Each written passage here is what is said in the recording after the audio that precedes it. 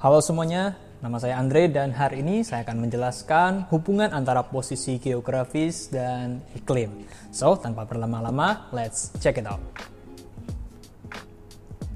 Iklim adalah kondisi cuaca di wilayah tertentu dalam periode waktu yang lama. Jadi berbeda dengan cuaca yang bisa berbeda-beda berganti-ganti tiap-tiap hari, iklim ini sangat lama.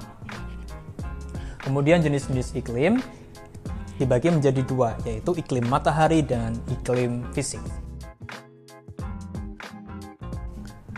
Yang pertama yaitu iklim matahari. Iklim matahari adalah iklim yang pembagiannya berdasarkan banyaknya sinar matahari yang diterima oleh permukaan bumi.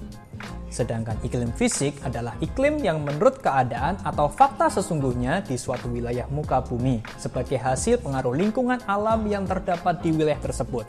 Nah, kita akan bahas satu-satu. Yang pertama tentang iklim matahari terlebih dahulu. Asia Tenggara secara astronomis terletak antara 28 derajat lintang utara sampai dengan 11 derajat lintang selatan.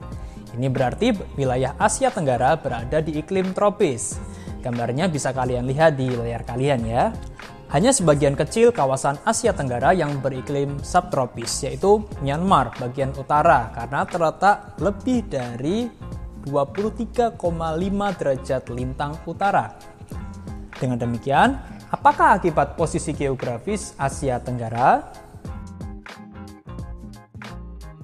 Karena Asia Tenggara berada di iklim tropis sesuai dengan iklim matahari, maka Asia Tenggara punya dua ciri-ciri utama, yaitu suhu udara rata-ratanya tinggi, dan yang kedua curah hujannya juga terbilang tinggi.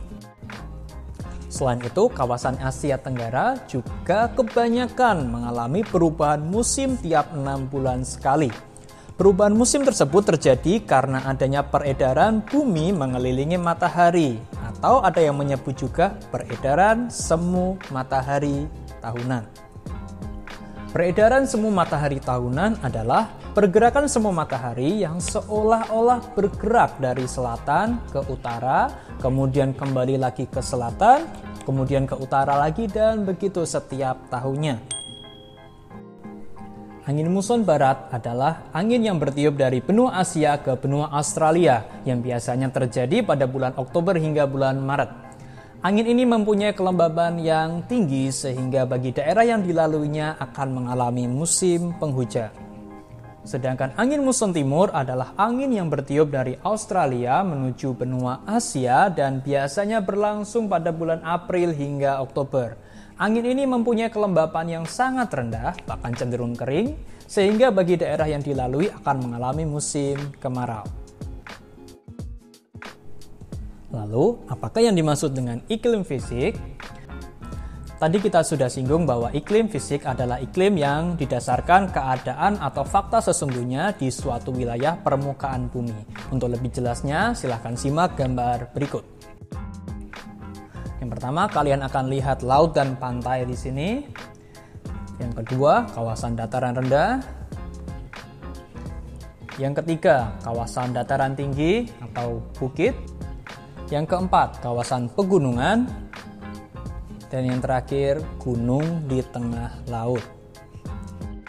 Tadi kalian sudah melihat gambar laut, pantai, dataran rendah, bukit atau dataran tinggi, dan juga gunung.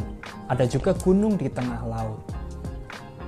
Bagaimana sinar matahari, suhu, dan cuaca di berbagai tempat tersebut?